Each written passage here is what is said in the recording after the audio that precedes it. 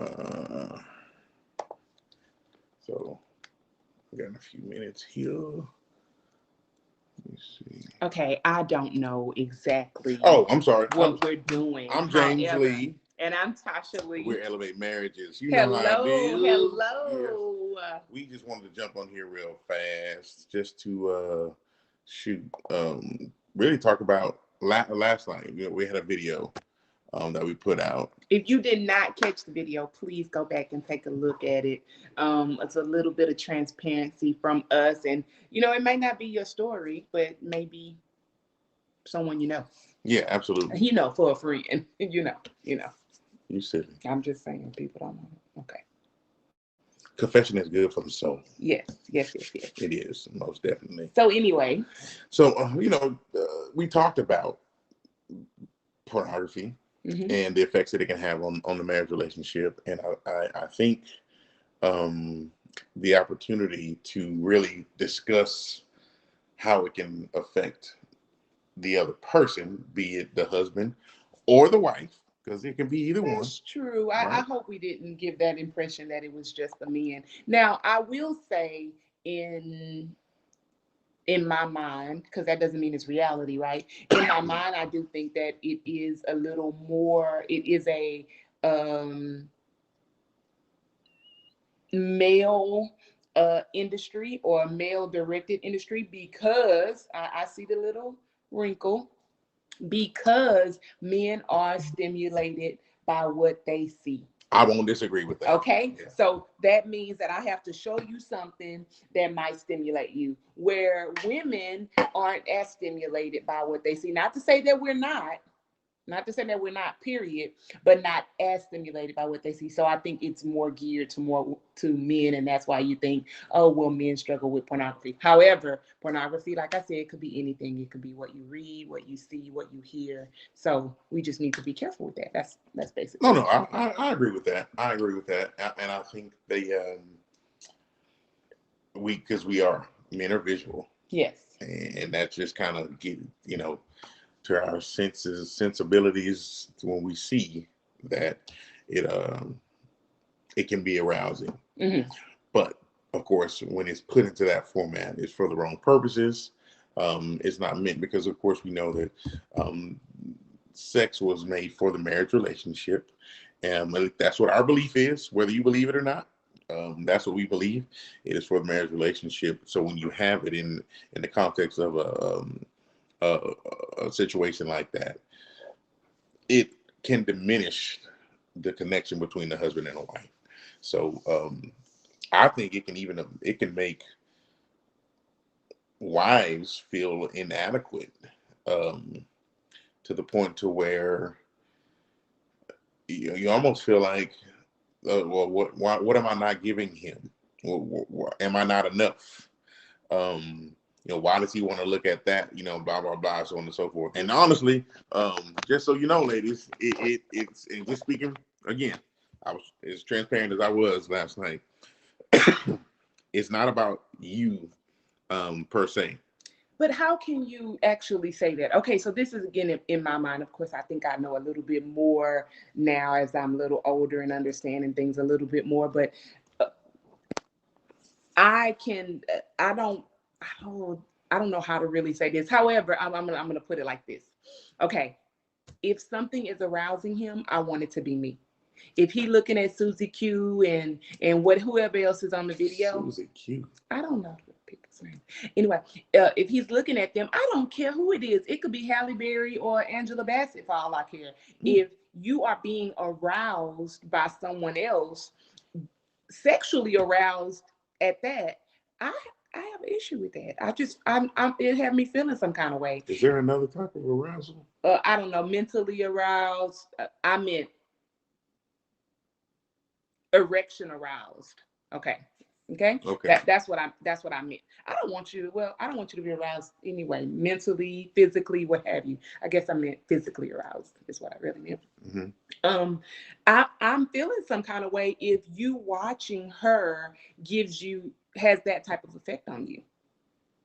So now we're talking about sexually aroused by another woman or seeing another woman, I do believe that that could have its effect on who you are and what I may think that you like. Because let's say it's a big, busty white woman with blonde hair, which that's really tall. I'm like far from that. So I'm like, well, is that what you like? Is that what does it for you? Who am I? What am I doing with myself? What are we doing? I think it makes you start to question things sometimes. We might have to get you a wig and some high heels, you know what I'm saying? No, bad idea. Anywho. No, you shouldn't even said it. The fact remains, it can. Yes. It can make someone feel inadequate. And as much as you feel like, oh, it's not a big deal, there's no. You heard her. You heard what she said.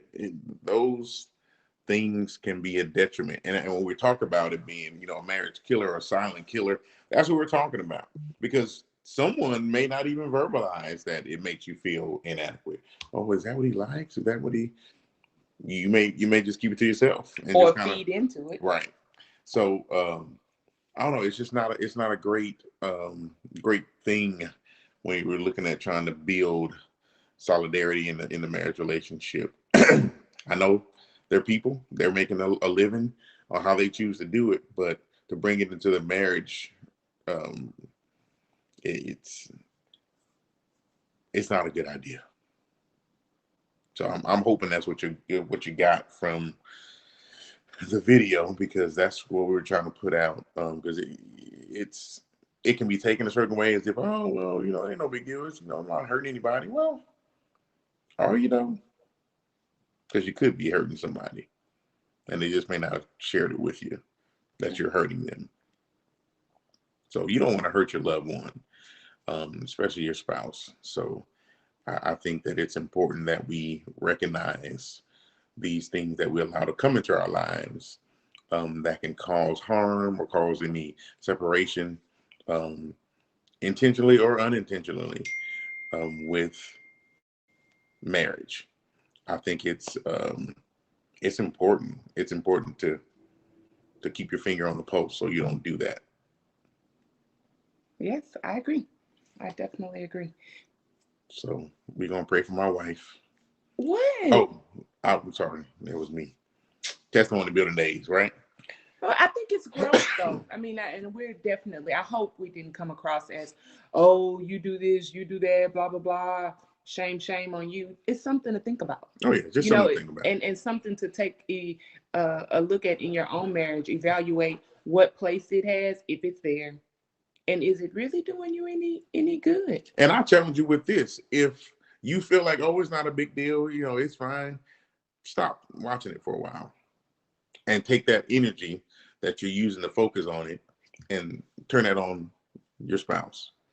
And the other thing I didn't get to mention the other day that I want to say is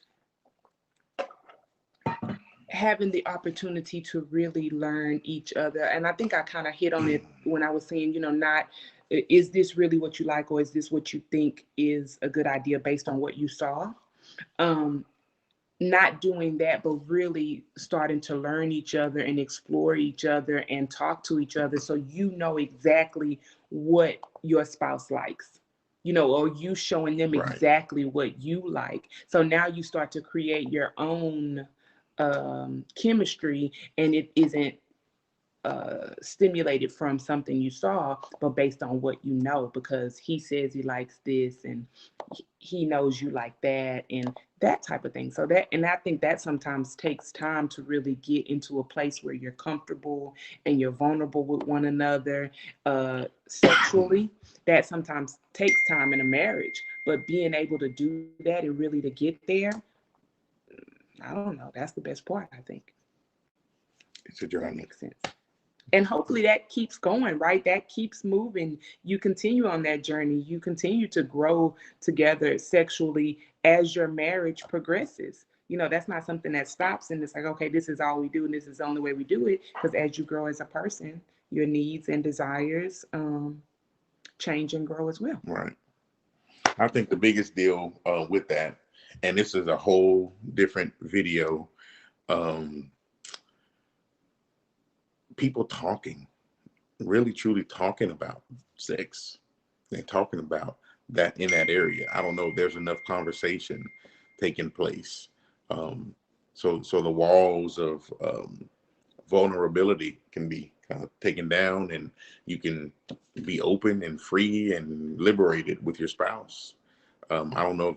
I don't think we're talking about it as much. So we'll do another video on that. But that, I think that's important.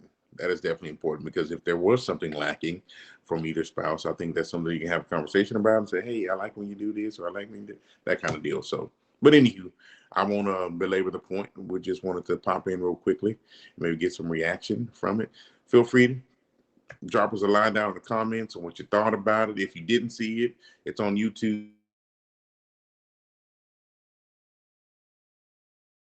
Revisit it, and or we'll respond to your questions, and kind of see if we can share some more light or shed some more light on it. All right. I'm James Lee. I'm Tasha Lee. We'll talk to you soon. Bye. Peace.